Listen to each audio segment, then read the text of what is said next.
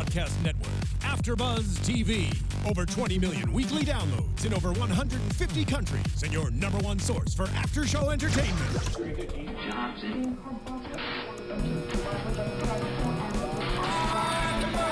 AfterBuzz TV, the destination for TV superfans. Producing aftershows for over 300 of your favorite TV shows, interviewing celebrities and showrunners, and bringing you behind-the-scenes exclusives. All thanks to E! Entertainment's Maria Menounos, producer Kevin Undergaro, and internet leader Akamai. Now, let the buzz begin!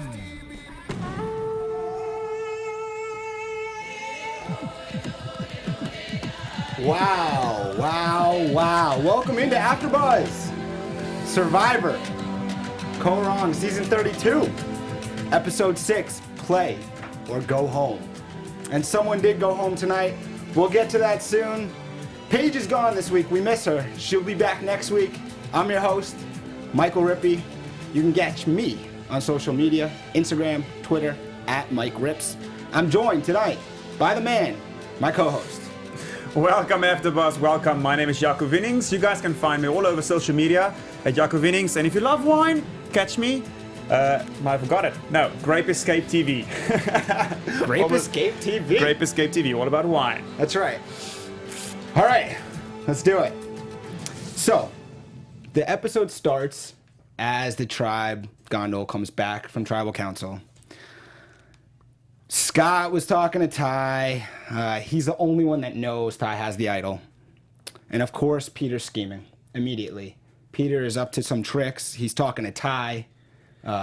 He's immediately trying to form an alliance with Ty there, and then also saying, well, maybe it's time to disband the Brotherhood of the Brains. So right from the get-go of this episode, you have Peter, it's done with Brains. That's right. So, and that's kind of a thing that plays throughout the whole episode, is this feud that's going on in that tribe as to which side Peter is actually on. Yeah, he's all over the place.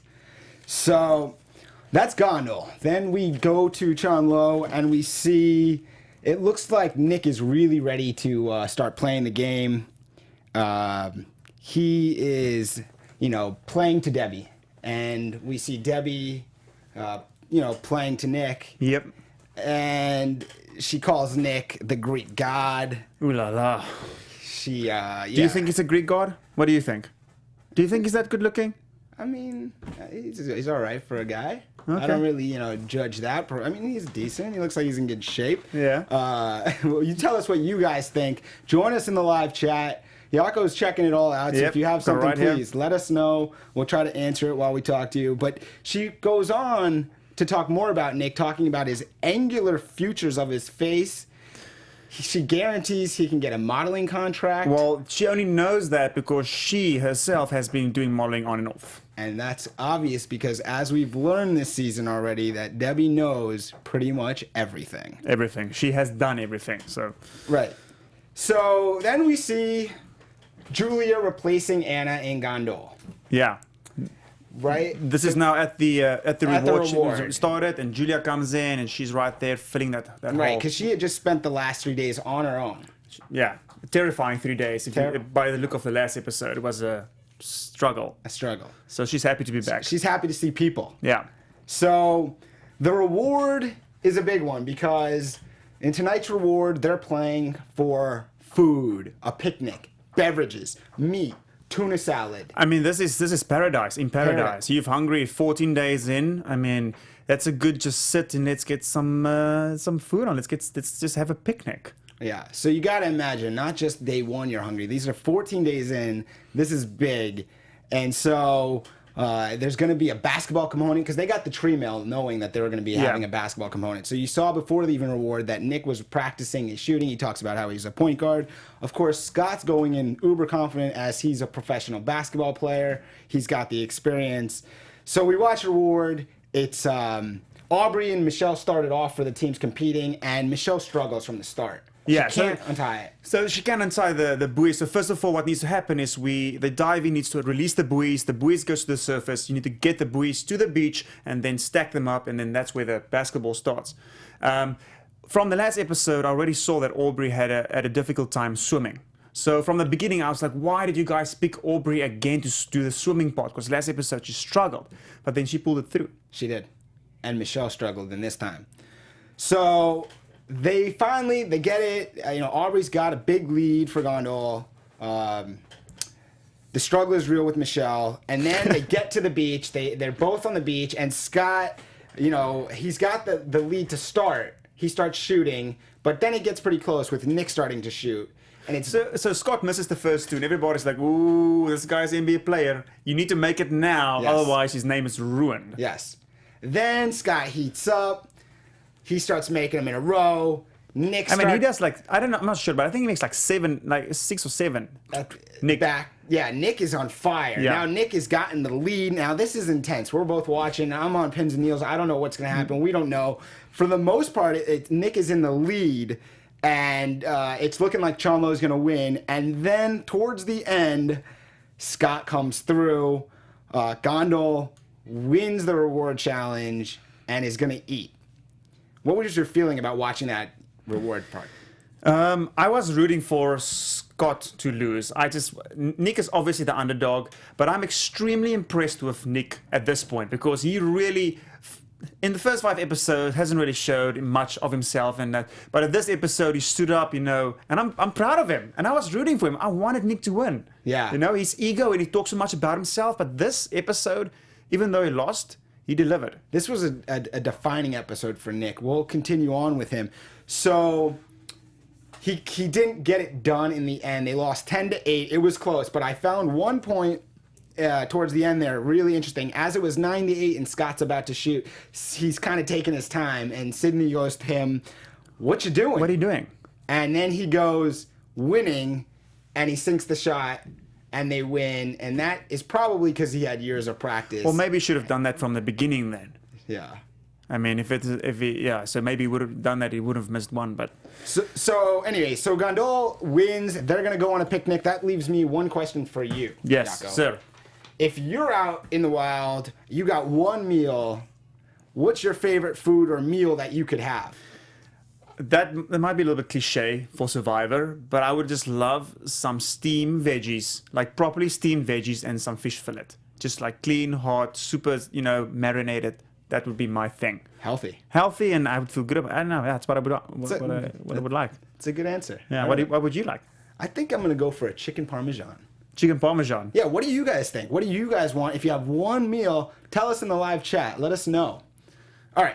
So that's our reward challenge. Gondol is going to have a nice feast, and good for them. They deserve it. So now we go back to the tribes doing their thing, and of course we're back to Peter again, kind of scheming. And this time he's talking to Julia, the newest member after she's replaced. Right in the ocean. They're mauling stuff over, but it's an easy target because, like Jeff said at the end, catch the new one when she comes in. Mm-hmm. She's going to be the easiest to convert. Yeah.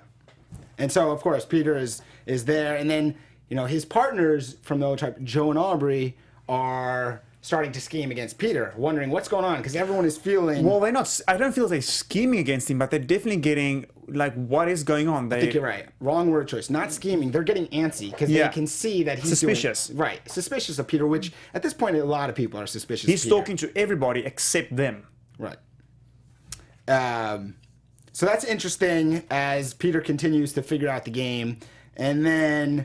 at that point, Peter is talking to Julia, which is great, but he's also gunning really hard at this point now for Joe and Aubrey. Mm-hmm.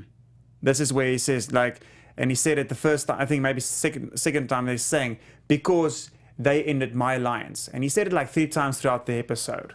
Right. He's really butthurt about... He holds grudges. It feels like he doesn't let things brush him off easily. So that's Peter in a nutshell. So that takes us over. Let's look at Chanlo. We see them, and we see Debbie is now planning. It seems like to go after Jason. She's starting to create maybe. She just doesn't like him. She doesn't like Jason. She wants to figure out how to get rid of Jason. At least that's what she says. And then we see Nick and Michelle. Again, we see Nick, a prominent player in this episode, talking to Michelle. Michelle doesn't really like the way Nick is talking to her. She says if it wasn't on the island, she wouldn't let him talk to her like that. And at the same time, it seems like they're not reading each other the right way, because Nick thinks he's babying Michelle and she's just taking it. So yes, what'd you think of that? I don't know. She said that in no way would a man speak to me like that outside of the game. But I didn't feel what he said was that bad. He just literally told her how the cards are laying. Yeah. No, I agree. And she for some reason didn't like that. But that's her. But he's thinking he's babying her, leading her through this game while she knows that and saying, "Oh, I'm gonna let him do that and let him think that he's doing, helping me." Yeah. It's blindside him later or whatever the case might be. That's something to keep an eye on as we move forward this season, the Nick and the Michelle interaction. And that leads us next to, we see again, Peter talking to Scott, and a really interesting moment because Joe is kind of fed up at this point. We're back in the Gondol tribe. Yeah, back at Gondol. Joe is really, now he's going to confront Peter. And he wants to know immediately, remember Joe's retired at FBI. Yeah. I'm glad this comes into play at last. Like, we've all been waiting for this to happen. Yes. When is the FBI coming in? When is CBS going to let us have it, And so Joe goes to Peter, confronts him, and he puts him on the spot, and he tells him, "Don't lie to me." And you could see Peter's shaking. Yeah, he's shaking. I mean, this guy stares straight in the eyes. His eyes are this big and the white. Did you see that on the thing? Yeah. It was scary. Okay. I'm just imagining myself in the interrogation room with Joe hovering over me like back in the 70s or something, Joe's intimidating. Yeah. No, I mean the guy's an FBI agent. He knows what to do. He knows how to read body language. I mean, he caught him. It's like, yeah, if he knew it, it's like yes or no. And Peter's dancing around. It's like if you weren't dancing like that, it might have been the truth, but you weren't. Yeah, and Joe had every right to, because at this point we've seen Peter talking to Scott, we've seen Peter talking to Julia. I mean, Peter's talking to everyone. So Joe is not going to let that go on anymore, and he confronts him and basically doesn't like the way Peter answers him. And that leads us into Immunity Challenge, where Scott's a prominent player. Before we get to the Immunity Challenge, guys, I want to tell you one thing about celebrities. Yes. The winner of Survivor is going to be a celebrity. Scott is already a celebrity basketball player, but if you're curious about celebrity boyfriends' midlife crisis and you enjoy hearing stories about behind the scenes of Hollywood, are you amused by old TV and movie references? Well, then you'll love The Tomorrow Show with Kevin Undergaro. Join AfterBuzz creator and Maria Menouno's fiance, Kevin Undergaro, along with AfterBuzzer co-hosts Roxy Stryer, Ashley Daniels, and others for all the insanity. Watch live Monday and Thursday nights, 7 to 9 p.m. Pacific Time on thetomorrowshow.com, or subscribe and download free on iTunes. Go to tomorrowshow.com for more information. All right, perfect. Back to the show. And we're at Immunity Challenge. And this is immunity, yeah, you got right? it. Yep. So this is a big one. And basically this one we see is going to end with stacking blocks. They're going to need height. They're going to need teamwork. That's what Jeff says from the beginning. This is all about teamwork. If you guys can work as a team, you're not gonna fail. Right. Teamwork is huge in this moment. So it starts with Chan Lo getting out to an early lead as they rush through, hop over the fences, and you see Scott for Gondol pulling people over, which is really good teamwork right there from Scott. And Jeff even calls him like a dad with his kids. The way he's just getting everyone over for Gondol. So Scott's really doing a good job there. And it gets down towards the end the middle part, where for Gondol, Peter and Scott are going to try to push off the 20 blocks over. Yeah. And for Chan Lo, it's Jason and Nick. Now, Chan Lo has a big lead when they get to this point, but through this period, Peter and Scott for Gondol catch up and actually get Gondol the lead. They knock the blocks off quicker. Well, I have a few questions at this point. With the net, I don't know why they chose Jason and who was the other guy? Jason and Nick. Nick. Like, Jason is way too short. He was jumping with the pole to get the things. At least Neil, I think, was a bit taller than that. That's the first thing. The other thing I noticed was getting over to that net, Scott was great picking everybody up, getting over. But when they had to get Scott over himself, it was a little bit difficult. It was. Peter actually had to lay behind and then hop over by himself after. So both teams get through this. Now, Gondol has the lead at this point. Now they're making the blocks. You got to stack a lot of blocks, and these blocks are heavy, as we see, Looks like solid wood or something. yeah, and there's 20 blocks that you have to stack in a straight line high. So not easy. Both teams do different strategies. We see Gondol using Scott's height, trying to just balance it with Scott. And trying to pick up the blocks. And then put shove them it in the underneath. middle. Yeah, and then rise like that. And they're getting close. At one point, it looks like they might have it, and they start to lean, and they fall over. Yes. A bunch. Which Almost, they were at their last block. Yes. And the whole thing topples over, and they have to start from scratch. And not only that, a couple blocks hit Joe. In the face. In the face. Hit him in the face. He starts bleeding. So if you thought that the blocks were just, soft, they weren't. They're on foam. Joe is bleeding, but he takes it like the champ that he is, and with blood continues on. And then flip side of that, Chanlo is made a comeback, and their strategy is to have Debbie on shoulders, placing the blocks, and that ends up being the way to go. That ends up being the strategy that they should have gone the whole time. In any ways. Yeah. So because you can see Ty is jumping on Scott's back, trying to do the same thing, and it actually catches up right to the very last second, which Ty said when they got back to camp, hey guys, it was only a second, which it was. Yes, it was close. If Gondol had thought of that earlier or just used that strategy, they most likely would have won. Yep. But they lost, and so one person off Gondol is going to be eliminated. That's what that means. So Chanlo is the winner of Immunity Challenge, and that takes us to the before tribal. So the teams go back to their camps, and we see Gondol, and of course, we see Peter scheming. But he does say that his strategy failed at challenge. Well, he's owning up to it. I think he's maybe playing hurt dog kind of thing. Mm-hmm. He's injured. Yeah. And so maybe feeling sorry, like, hey guys, I'm sorry, I'm taking. Well, he's respectful, so let's not vote him off, kind of thing. Well, and at this point, it's kind of up in the air. No one is sure who's going to go with who. Are they going to, stay with their old alliances, or is there a new one? Aubrey mentions Julia at the start. Maybe like it's a blindside because she's new. Peter talks to Joe, and they work things out. Remember, because Aubrey says to... She's okay, listen, we need to keep the brains together. It will be stupid of us if we split up the brains, because that gives the other guys that's on this tribe the upper hand, which is not what they want to do. And it makes sense. On paper, it makes sense. And the problem here is, like, yes, otherwise people won't have the numbers. But what Aubrey doesn't understand is that she doesn't have Peter. They don't have Peter. That's the point here. Yeah. So she might keep Peter now, but the next tribal council, he's going to blindside them. Yeah. So, but we do see a point where Joe goes to Peter and they talk it out, and it seems as though they're going to be good moving forward into tribal later that night. And on the flip side, we see Ty, Scott, and Julia talking to Aubrey and seeing if she'll come over to them. Because this isn't really a blindside at this point. Everybody knows exactly what's going to go happen. It's almost like a stalemate 3-3, and they're just trying to figure out how one person can flip. Who's going to flip? Where's it going to go? Mm-hmm.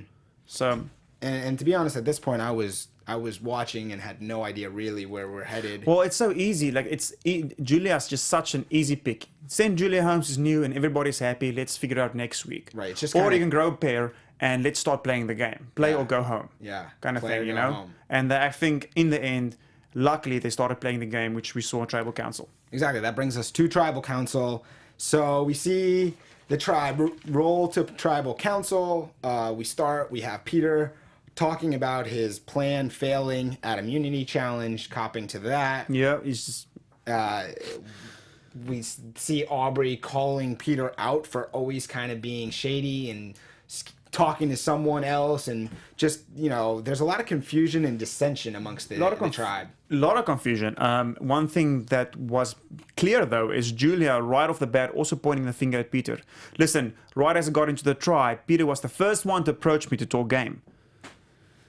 And that kind of opens everybody's eyes. That is one of the things that flipped Joe and all that's kind of stuff. Well, not that Joe flipped, but that started people questioning. This guy's actually a huge schemer, and he just causes problems.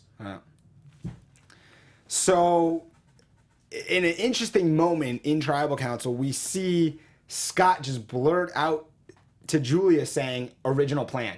Yeah. And So for all of us, which means voting, obviously Peter.